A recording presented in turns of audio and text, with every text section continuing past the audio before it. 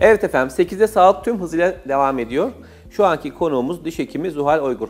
Hocam hoş geldiniz. Merhabalar, hoş geldiniz hoş bulduk. Zuhal Hocam. Hoş bulduk. Bugün yine çok güzel konularımız var sizinle. Engin bilgilerinize dayanacağız. Ne mutlu, ne güzel. Hocam özellikle gülüş estetiği diye artık günümüzde biliyorsunuz diş hekimliği hakikaten bir kabuk değiştiriyor. Yepyeni konseptler, yepyeni konular gündeme geldi. Herkes güzel dişleri olsun, güzel bir hem sağlıklı hem estetik görünen bir görüntü istiyor. Bu amaçla bir takım işlemler yapıyorsunuz. Bu yeni konseptlerden, bu gülüş estetiğinden biraz bize bahseder misiniz? Aslında son yıllarda ortaya çıkan en büyük şey güldüğümüzde güzel görünen dişlerimizin olması. Yani en büyük temennimiz, beklentimiz o. Çünkü sosyal medyada da bunu kullanıyoruz. Sosyal hayatımızda da çok oldukça dişlerimizin gözükmesini ve güzel durmasını istiyoruz. Yani ana mantığıyla güldüğümüzde, biz gülümsediğimizde ve konuşurken dişlerimiz nasıl güzel görünebilir? Ve aynı zamanda nasıl sağlıklı kalabilir? Bu iki şeyi bir arada buluşturmamız gerekiyor. Güldüğümüz zaman diş etlerimiz çok görünüyor olabilir. Onları diş etlerini düzenleyerek daha estetik hale getirebiliyoruz. Onun dışında renklenmelerimiz olabilir dişlerimizde ve formları, şekilleri farklılık gösterebilir. Onları güldüğümüzde gülme hattında düzgün sıralanmış bir şekilde olabilmesi için elimizden geleni yapıyoruz. Hocam herkese yapılıyor mu peki? Herkese yapılıyor ama herkese yapılan işlemler farklı farklı. İhtiyaca göre neye ihtiyaç duyuyorsa hasta. Yani hafif çapraşıklıkları vardır. Ortodonti ile giderilmesini istiyordur. Dişlerine herhangi bir işlem yaptırmak istemiyordur. Yani lamina ya da IMEX gibi. Ortodonti ile giderilmesini istiyordur. Bununla çok güzel şeffaf plaklarla ya da sabit ortodonti ile bunları toparlayabiliyoruz. Ya da renginden de formundan da şikayetçidir hasta. O zaman bunları işte laminalarla düzenleyebiliyoruz. Onun dışında ne olabilir? IMEX kronlarla düzenleyebiliriz. Diş etlerimizin rengi mesela çok koyu olabilir. Bazı kişilerde özellikle esmer ya da cilt rengi koyu olan kişilerde bazen diş etleri de koyu renkte oluyor. Ve görünür halde ise onların lazerle giderilmesini de sağlıyoruz. O koyu renk gerçekten pembeleşiyor mu hocam? Evet, pembeleşiyor. Gerçekten pembeleşiyor. Lazerle üzerinden bir tür soyma işlemi yapıyoruz. Lazerle yapıldığı için de çok ağrı, acı, kanama kolay da bir işlem. Evet, kolay da bir işlem. Gayet hoş, daha oradaki koyuluğun gitmesi dişlerin de daha beyaz gözükmesini sağlıyor. Gayet sağlıklı gülüşler diliyoruz diyorsunuz. Evet, evet. Hocam ben aslında buradaki hani yapılan tedavi modalitesindeki algoritmadan bahsedecektim ama onlardan bahsettiniz. Özellikle lamina konusunda. Lamina vener nedir? Kimlere yapılır, neden yapılır? Biraz bu detaya da girer misiniz?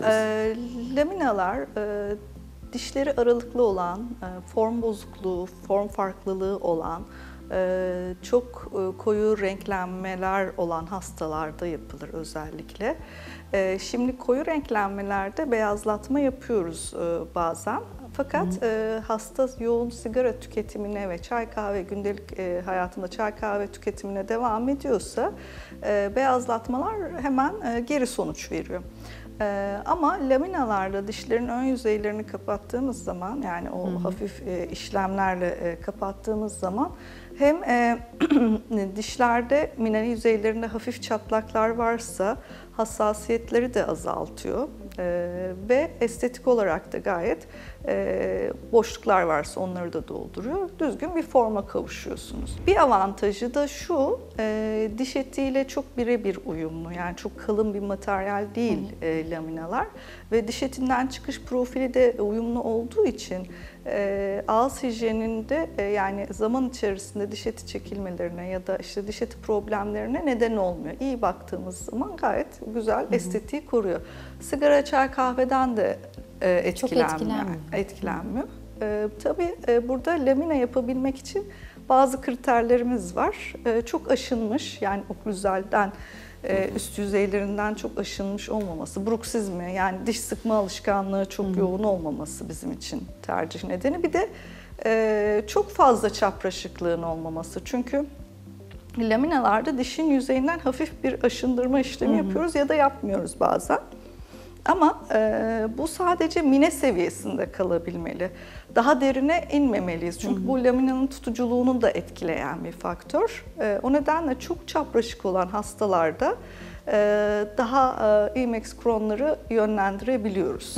Bir de Hollywood Smile var. Herkes aslında onu çok fazla. Hollywood Smile nedir? Onu yapıyor musunuz hocam sizler de? Hollywood Smile dediğimiz aslında güldüğümüzde, biz gülümsediğimiz zaman üst çenede 10 tane dişimiz, alt çenede de 10 tane dişimiz gözükür.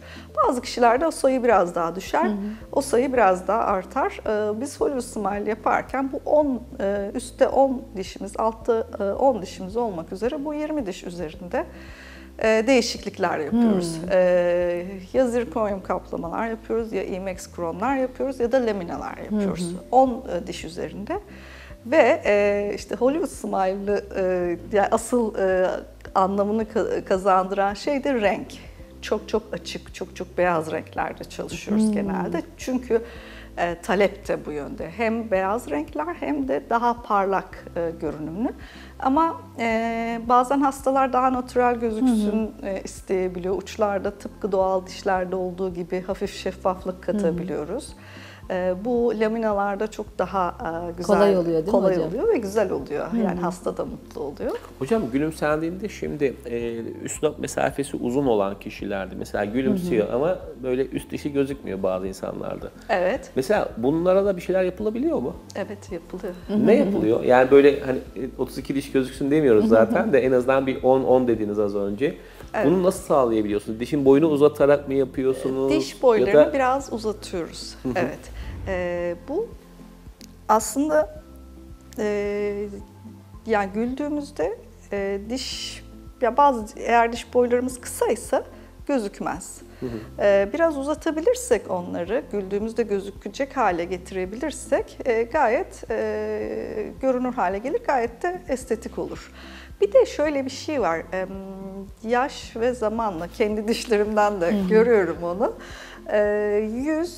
Orta yüz dudaklar aşağıya doğru, yer çekiminden aşağıya doğru gidiyor. Evet. Benim 20'li yaşlarımdayken görünen üst dişlerim, sadece üst dişlerim gözüküyordu. Şimdi yavaş yavaş alt dişlerim de görünür hale gelmeye başladı. Ama daha güzel gözüküyor şu anda size bakınca. Teşekkür ederim. Yani böyle saklamaya çalışıyorum. Yok, ama bir 20 yaşındaki gibi değil. Teşekkür ederim, güzel. Ama bir 20 yaştaki gibi değil. Yani sürekli aynaya bakıp hekim olarak da onu takip ettiğim için alt dişler daha çok görünür hale geliyor. Hastalarda da bu böyle. Bu tür estetik düzenlemeler yaparken üst dişleri biraz daha görünür kılıyoruz, alt dişleri biraz daha saklar hale geliyoruz.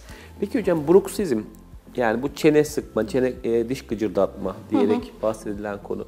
Bu nedir? Neden olur? Nasıl tedavi edilir? Dişe nasıl bir zarar verir? Hele ki pandemide o kadar çok izleyicilerimizin de vardır ki fark etmeyen insanlar da var bunu hocam dediğimiz gibi. Evet. Önceleri sadece pandemideydi, şimdi artık herkeste var. Yani sadece bizde değil, yurt dışından gelen hastalarda da görüyorum, herkeste var. Yani sanırım dönemin bir hastalığı gibi. Çünkü çok hızlı yaşıyoruz ve çok yani hızlı yaşayınca çok sorunlarımız da artıyor muhtemelen. Bruksizm dişlerimizi gece farkında olmadan çok fazla sıkmamızdan kaynaklanır. Biz bunu bir alışkanlık haline getiriyoruz ve düzenli olarak çiğneme kaslarımız güçleniyor ve biz düzenli olarak diş sıkan bireyler haline geliyoruz. Bir süre sonra yüzümüzde o kaslarımız çok geliştiği için yana doğru o kaslarımız belirginleşiyor. Bir kare görüntüsü oluyor hocam. Evet, estetik olarak. Kadınlarda daha çok bir erkeksi görünüm oluyor. Erkeklerde çok fazla bir şey değiştiriyor. Daha da maskülenleşiyor belki. Daha da maskülenleşiyor, evet. Şimdi Bu çok kas tonusu güçlendikçe artık sürekli o yani kontrol edilmediği müddetçe devam ediyor. Sonuçları ne oluyor? Dişlerde aşınmalar oluyor. Evet, aslında sağlık tarafı daha fazla estetikten ziyade, görünüşten ziyade. Dişler yan yana kayıyorlar değil mi hocam? Evet, kayıyorlar, kaymalar, erken temas eden yerlerde kaymalar oluyor. Dişlerde aşınmalar oluyor. Bir de alt yüz yüksekliğinde değişiklikler oluyor. Aşındıkça bizim burada bir şeyimiz var, bir mesafemiz var. Bu daha da inceliyor. Dudaklar biraz daha çekilmeye başlıyor. Hafif bu şekilde o şekilde oluyor. Erken dönemde önlemini almak gerekiyor her zaman. Eskiden daha çok plaklar basıyorduk. Plaklarla hastaları tedavi etmeye çalışıyorduk. Şimdi botoks uygulamalarımız var. İkisini kıyaslayacak olursak botoksta daha hızlı sonuç alabiliyoruz. Bir de plakları kullanmak çok konforlu olmayabiliyor. Plakları hep geceleri hastalar bir yerde çıkarmış olabiliyor. Bir de gerginse hasta daha çok çıkarmaya meyilli oluyor.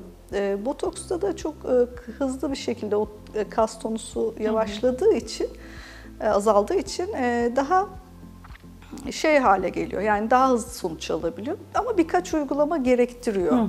Yani o tamamen kas hafızasından silinmesi için o şeyin alışkanlığın yani rahat bir 3 uygulama gerekiyor. Ama yine de ilk seanstan itibaren sonucu çok gören birisi ben olarak söyleyeyim. Çok rahatlıyor. Çok rahatlıyor hocam. Yani ikinci seansta kendin gidip yaptırıyorsunuz. Evet. Kendisi hatta zamanı gelmeden bile gelen hastalar oluyor. Anlıyorsunuz hemen onu. Evet, şuralar çok hemen yumuşuyor. Aynen. Bir süre sonra o yüz şekli de değişiyor kadınlarda. Çözümleri güzel. Bir de beyazlatma ile ilgili benim bir sorum olacak hocam. Biraz önce beyazlatma ile ilgili dediniz ki çay, kahve, sigara tüketiminde çok çabuk geri gelebiliyor. Evet. Ama beyazlatma da vazgeçilmez bir şey. Gerçeği söyleyelim. Hani senede bir ya da 2 senede bir kere geçildiğinde acaba sağlık tarafında kimlere yaptırılması lazım? Bu konuda hakkında bilgi verebilir misiniz? Diş mineminizde aşırı aşınmalar, aşırı çizikler yoksa yaptırabilirsiniz. Yani normalde 2 yıl olarak anlatılır ama 2 yıl gibi bir süre kalmıyor. Çünkü sigara ve kahve tüketiyorsanız çok hızlı bir şekilde o renkler geri dönüyor. Yani 6 aydan sonra onlar eski haline dönmeye başlıyor.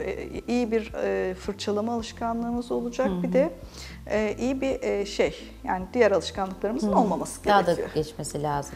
Bunlar olduğu zaman çok güzel. Hasta çok mutlu bir 2 sene geçirebiliyor. Hocam verdiğiniz bilgiler için çok teşekkür ederiz. Ben Çok teşekkürler hocam. Ağzınıza sağlık. Evet, Çok sağ olun.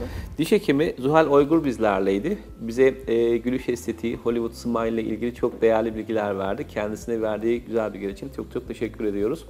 Evet efendim, programımız bir sonraki konuğumuzla devam ediyor.